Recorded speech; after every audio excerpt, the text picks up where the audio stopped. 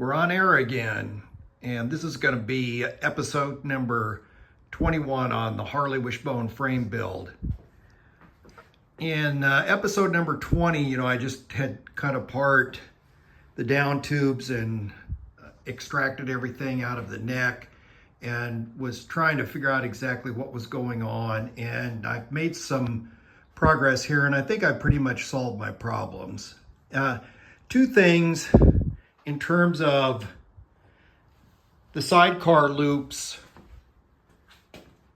hitting the back of the generator style cases. I did get the new sidecar loops. These are quite a bit nicer. They have the foundry marks on them.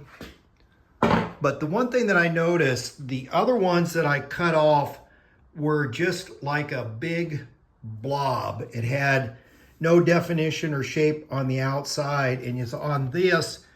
And if you go out and look at your original frames, it's almost like there's two sections here.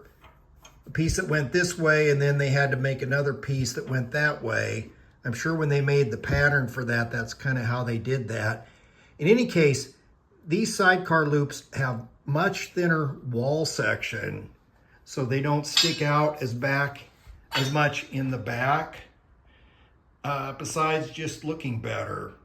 So I think that thickness was part of the problem on that, but maybe more than anything else, having these wishbone frame tubes rotated pushed the sidecar loop back, and even though I had the big steel plate in here to hold the motor mount pieces in alignment to each other, I wasn't paying attention on the gap here and ultimately here as it relates to getting the motor in. So that problem is solved. The sidecar loops, I think there might have been a slight difference in the geometry from here to here that could have been the problem. Thickness was a problem.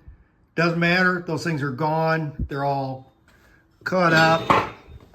They're in my scrap frame pieces pile now. That's those things, okay?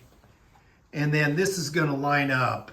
I've had these tubes in and out of the neck, and I was rotating them when I had that mock-up motor in, and now I got all kinds of room, probably 1/4 inch or so clear from the front of the motor to the back of that, so the motor slides in and out.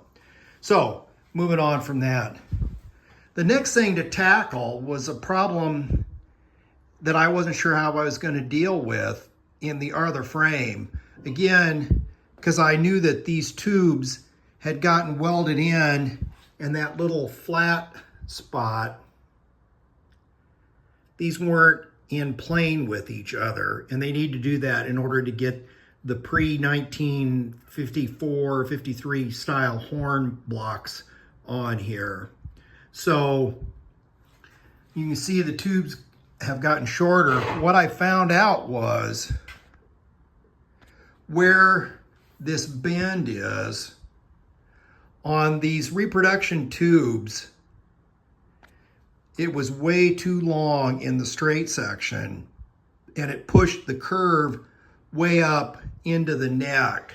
So what I ended up doing, I put my gas, this is not welded on yet. That's the wishbone frame style motor mounted gas tank mount. I brought my 61 pan tanks in here. That's clamped together, clears the weld. That's good. It's, again, these are knucklehead upper frame rails. A real panhead frame stops right here, but couldn't buy those. It's a little bit tight right here, but I'll probably just, I think there's supposed to be a washer between the tank and the mount. Anyway, the gas tank is on here. But when I got that, this thing was hanging way down here. So what I figured out was I started to cut off these tubes. And so that's what I've been doing. Cut off a little bit, Test fit. Cut off a little bit more. Test fit again.